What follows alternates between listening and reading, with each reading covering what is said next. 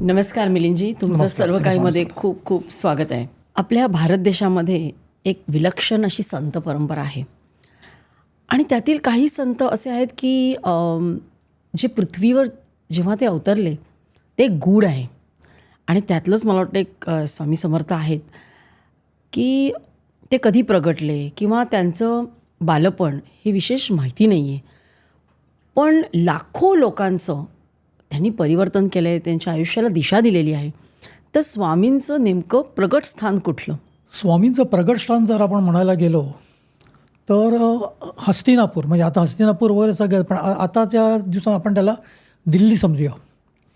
तर दिल्लीपासून ते आतमधलं जे दिल्ली आहे रिमोट, तर त्याच्यातलं छेली खेडेगाव म्हणून म्हटलं जातं. परिसराचं नाव काय तर छेली, पण ते तसं नाही आहे. कसं आहे की जिथे तो रस्ता संपतो, शेवटचं जे तो छेल्ला, नॉर्थ इंडियामध्ये आजसुद्धा छेल्ला म्हणजे शेवट, तर छेल्ला गाव असं करून ते छेली खेडेगाव आपण ते केलं.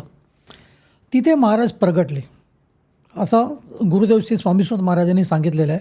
ज्यांना स्वामी समर्थ महाराजांची प्रगट लीला उमगली. काय होती प्रगट लीला? प्रगट लीला अशी होती का, त्यासाठी थोडक्यात एक सांगतो. आधी स्वामी सुत कोण? मुंबईचे हरिभाऊ तावडे, खरे ते कोकणातले, लहान वयापासून महत्त्वाकांक्षी असल्यामुळे मुंबईत आले वगैरे, आणि काहीतरी त्यांचं निमित्त झालं आणि ते त्यांच्या मित्राबरोबर अक्कलकोटला गेले आपल्या प्रापंचिक उन्नती करून घेण्यासाठी. पण घडलं काहीतरी वेगळंच. महाराजांनी त्या पोराला स्वतःच्या मांडीवरती घेतलं आणि सांगितलं, तू आजपासून माझा सूत झालास. म्हणजे थोडक्यात काय बैरागी झाला. आणि बैरागी झाला म्हणजे फक्त समजायचं नाही आपण. तर महाराजांनी त्यांच्या गादी खालून सगळी कपडे वगैरे काढून त्यांनी अंगावर ठेवली. आता हे सगळं बघितलं, हा महत्त्वाकांक्षी पूर्वीपासून इथे आलाच होता मुंबईमध्ये गावातून, ते स्वतःचं काहीतरी याची करायसाठी. श्रीमंत घराणं, छत्रपतींनी जहागिरी बहाल केली होती त्यांना, आणि महाराजांकडे आला होता ते सुद्धा साठी, ह्याच्यासाठी प्रापंचिक उन्नतीसाठी. आणि प्रापंचिक उन्नती बाजूला राहिली. स्वामी महाराज सांगत आहेत की तू बैरागी हो, सगळं काय लुटून टाक. तेव्हा त्यांना जरा ते शॉकिंग झालं होतं एकदम. अरे मी कशासाठी आणू काय? आणि रडकुंडी आलं. वय पण तसं काय फार नव्हतं, जेमतेम 21-22 वर्षाचं वय होतं. रडकुंडीला आले. त्याला महाराजांनी त्यांना सांगितलं, अरे रडतोस काय? थोडक्यात उदाहरण द्यायचं म्हणजे असं की कडेवरती एखादं बाळ असतं, रडायला लागल्यावर आई कसं त्याला सांगते की अरे रडतो काय? ती चिव बघ काय म्हणते, काऊ बघ काय म्हणते, फक्त लक्ष वेधण्यासाठी. तसं महाराजांनी त्यांना सांगितलं की माझ्या पोटावरती हात फिरव, बघ किती मोठं पोट आहे माझं. आता महाराजांचं ते बोलणं ते एका पद्धतीने ते कोणी त्याच्यावरती सेकंड थॉटचं नाहीच कधीच. महाराजांनी पोटावरती हात फिरव सांगितल्यावर ते आपोआप हात फिरवला जात असायचा. म्हणून त्यात हरिभाऊनीसुद्धा तेच केलं आणि ते करताच ते ट्रान्समध्ये गेले. आणि वय काय होतं तेव्हा? त्यांचं वय 21-22 वर्ष, हां, फार तर 24 असेल. ते करताच अशा ट्रान्समध्ये गेली की त्या ट्रान्समध्ये ते विजयसिंग नावाचे एक 8 वर्षाचा मुलगा होता. तो म्हणजे स्वतःचा त्यांचा पूर्वजन्म आठवला. पूर्वजन्म म्हणजे अगदी पूर्व नाही, पूर्वजन्मांमागचा एक जन्म. आणि त्या जन्मामध्ये त्यांना विजयसिंग म्हणून ते आपल्या मोठा भाऊ आणि वहिनीबरोबर राहत होते या छेली खेडेगावामध्ये. आणि ह्या विजयसिंगाची मित्रमंडळी वगैरे कोणी नाहीत. एकच त्याला नाद, रोज भरपूर गोट्या खिशामध्ये घालायच्या आणि जंगलात जाऊन एकट्यानेच खेळायचं. बरं, तर एकटं नव्हता ते. तो विजयसिंग जो गोट्या खेळायचा तो गणपती बाप्पाबरोबर खेळायचा. त्या गावामध्ये, त्या संबंधित जंगलामध्ये एक मोठं वटवृक्ष होतं आणि त्याच्या खाली छोटीशी देवळी होती आणि त्या देवळीमध्ये गणपती बाप्पांची मूर्ती होती. तो त्या गणपती बाप्पांबरोबर रोज गोट्या खेळायचा, रोज. पण लहान मुलांचं कसं असतं, डाव स्वतः होते, बॅटिंग ही स्वतःलाच पाहिजे, आऊट नाही कधी होणार. विजयसिंग काय वेगळा नव्हता, तसंच होतं. पण एक दिवशी विजयसिंगाला काय लहर आली माहिती नाही.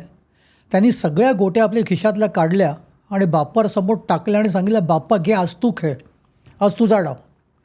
आणि स्वतः 2 हात असे कमरेवर घेऊन तिथे उभा राहिला. बस, हीच ती वेळ आली होती का महाराजांची प्रगट लीला. आणि एकदम अचानक सगळीकडचा वारा सुटला, काळोख झाला. पाखरं सगळे ओरडत स्वतःच्या घरी याची जाहीर निघाली. जे कोण काटकरी सगळे आले होते तिथे रानामध्ये, जंगलामध्ये तोडाय बिड्या लाकडं वगैरे करायला, ती सगळी धावपळ झाली. आता काय होतं आहे कसं आहे, इतका वादळासारखं संबंध वारा सुटला आहे वगैरे. विजय सिंगाला माहिती होतं मी बाप्पाला आव्हान केलं आहे, बाप्पा येतो आहे. त्यामुळे तो शांत तिथे उभा होता. त्याच्या गावातली गावकरी लोक सगळी जी जंगलातून येत होती, पळत होती सगळी, जो तो आपापल्या घरी जायला, त्या लोकांनी सुद्धा त्याला सांगितलं, रे येड्या थांबलाच काय असा, चल पटपट पटपट. आता काय होईल काय सांगता येत नाही, झाडं बिडं पडतील सुद्धा, एवढं मोठं वादळ झालेलं आहे. विजय सिंगने काय कोणाकडे लक्ष दिलं नाही. ते आपले सगळे पळून गेले, शेवटी कंटाळले सांगून. आणि विजय सिंग आपल्या 2 हात त्याची कमरेवर घेऊन तिथे उभा होता. आणि त्याच वेळेला धरणी कंप झाला, ज्याला मला तुम्ही विचारलं तर मी सांगेन that was a big bang, ज्याला आपण बिग बँग थिअरी म्हणतो. हां, ओंकाराचं प्रगटीकरण होतं ते. समोर गणपती बाप्पा होता आणि त्यावेळेला ती धरणी दुभंगली.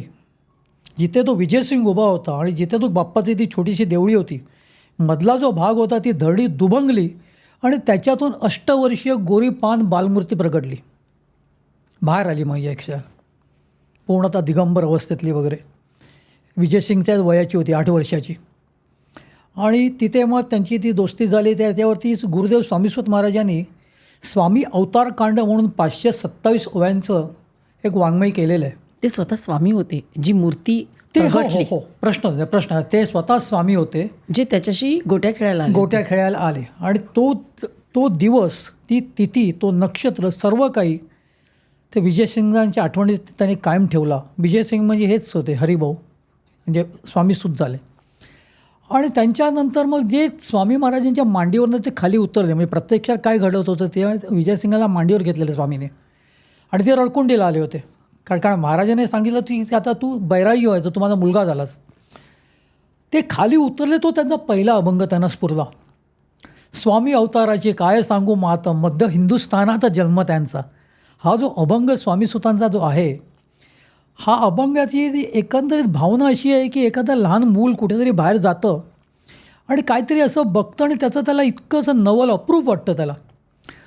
आता ते लहान मूल काय करत असेल तर पहिली गोष्ट म्हणजे ते धावत धावत घरी येणार आणि आईला सांगणार, अगं आई मी काय बघितलं माहीत आहे का. त्याच भावनेमध्ये हे स्वामी अवताराची काय सांगू मात, म्हणजे तो वृत्तांत एक काय सांगू तुम्हाला मी. He is very eager. म्हणजे त्याला असं झालं आहे की मी कसं आणि किती सांगू, किती बोलू. मध्य हिंदुस्थानात जन्म त्यांचा, हे सगळा जो वृत्तांत त्या अभंगातून जे स्वामीसुतांनी सांगितला आणि तिथपासून स्वामी जयंती साजरी करायचं त्यांनी ठरवलं. पण हा सगळा ज्याला प्रकार घडला त्यावेळेला हरिभाऊ हे कामाडीपुरात राहत होते. स्वामी महाराजांनी त्यांना पादुका दिल्या, अर्थात त्या पादुकांची सुद्धा गोष्ट वेगळी आहे. ही क्लिप जर तुम्हाला आवडली असेल तर संपूर्ण पॉडकास्ट बघण्यासाठी सर्व काहीच्या पॉडकास्ट चॅनलला भेट द्या आणि सर्व काही क्लिप्स चॅनलला सबस्क्राईब करायला विसरू नका.